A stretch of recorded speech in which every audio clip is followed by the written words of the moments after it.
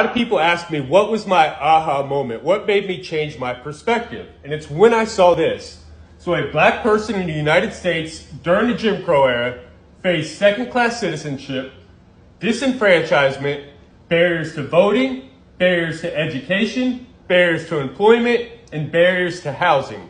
Then we had the 1964 Civil Rights Act and the 1965 Voting Rights Act, which stated we could no longer do any of this. We could no longer discriminate based on race. So in 2023, what is the only group of people that we can legally discriminate against? We can legally relegate to second-class citizenship, create barriers to voting, barriers to education, barriers to employment, barriers to housing.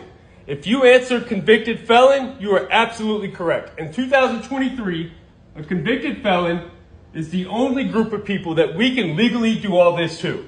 Now, do you believe it's a coincidence that 1 in 3 black males carry this label as convicted felon as opposed to 1 in 17 white males? If you answered yes to that question, let's take a look at what's happened since the dismantling of the Jim Crow laws. We've had a 700% increase in our prison population. We've gone from 300,000 inmates to as high as 2.3 million. Now, I do believe we're back down to about 1.8 million today.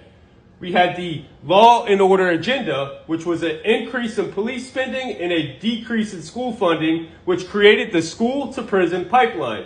We also had the war on drugs, which we now know was a war on people.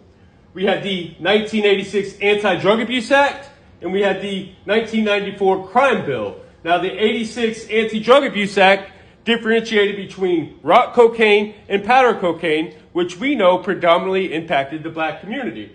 And the 94 Crime Bill created harsher sentences, lengthier sentences, and minimum mandatories.